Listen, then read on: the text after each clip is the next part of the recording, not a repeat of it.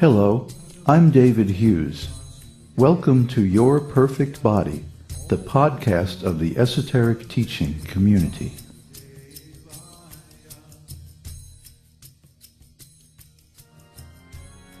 Today's selection is an essay entitled, God is Transcendental.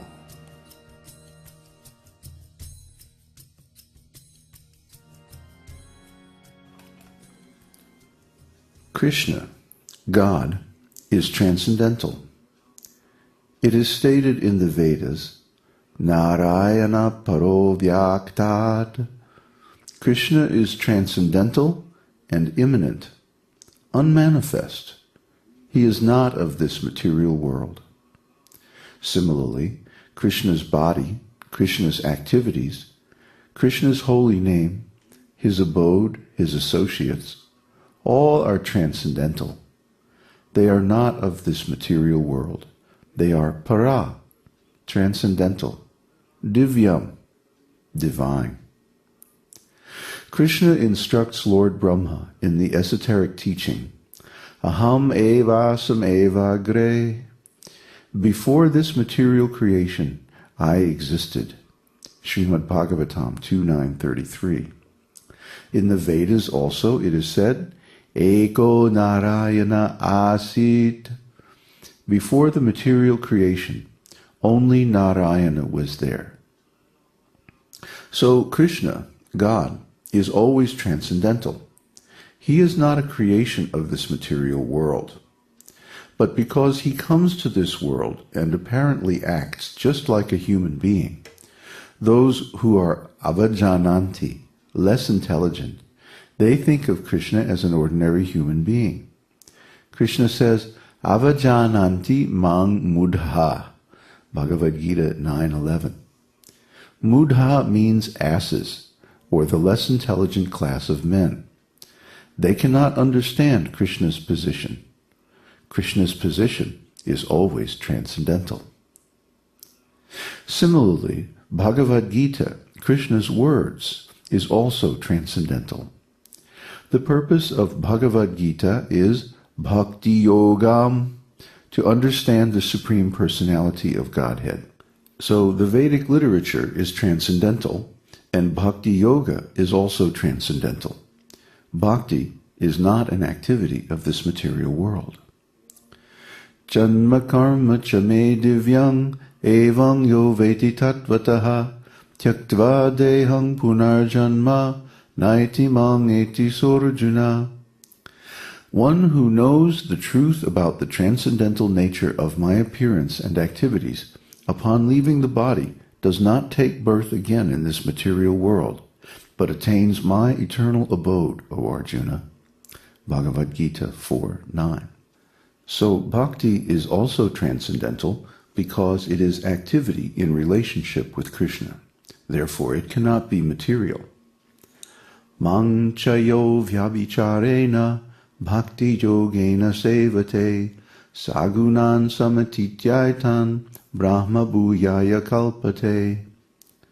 One who unfailingly engages in full devotional service in all circumstances at once transcends the modes of material nature and thus comes to the level of Brahman. Bhagavad-gītā 14:26. Bhakti yoga is transcendental because its purpose is to understand Kṛṣṇa. And because Kṛṣṇa is transcendental, you cannot understand Kṛṣṇa by any material method. Therefore, Kṛṣṇa says, Bhaktya mam abhijananti. One can understand me as I am, as the Supreme Personality of Godhead, only by devotional service. Bhagavad-gītā 18:55.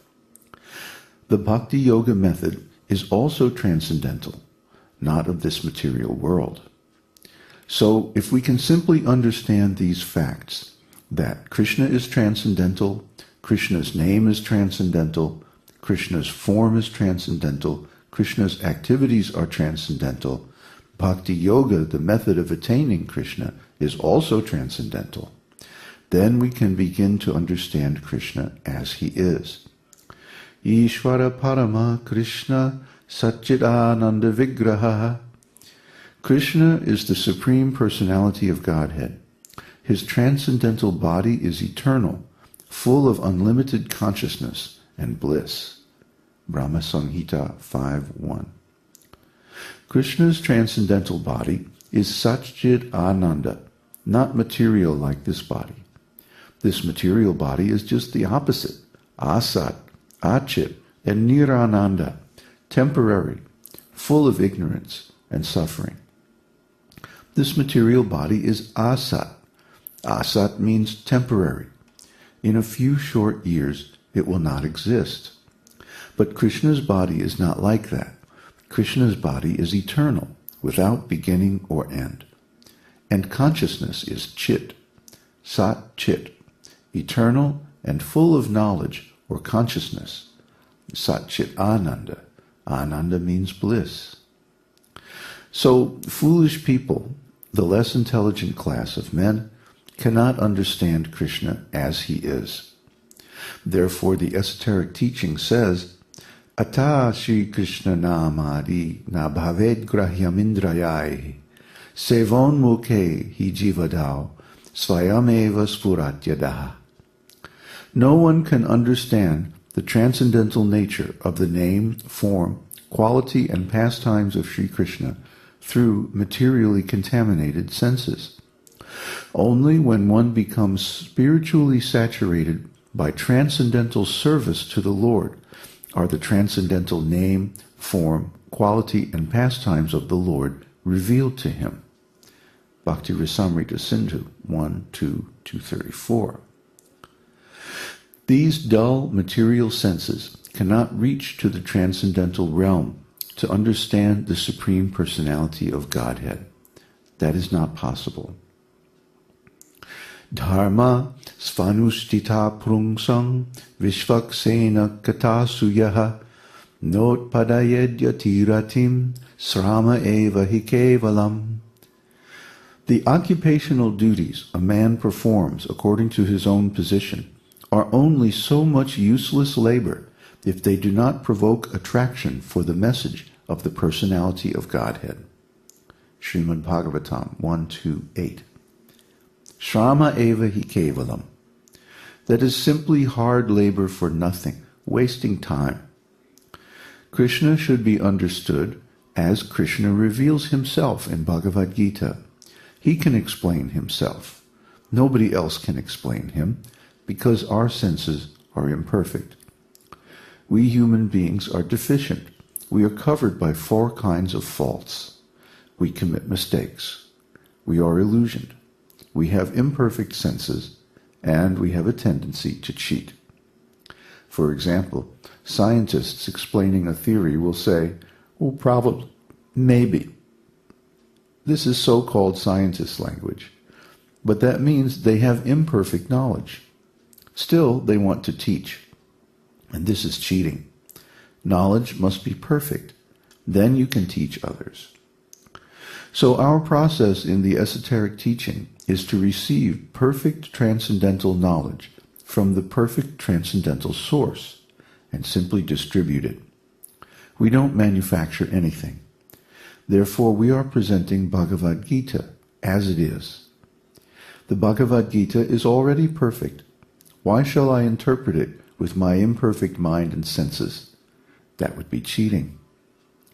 But people want to be cheated. Vanchita vanchika sampradaya. The whole world is full of cheaters and cheated. Because they want to be cheated. There are so many cheaters. They don't want the real thing. But here is the real thing.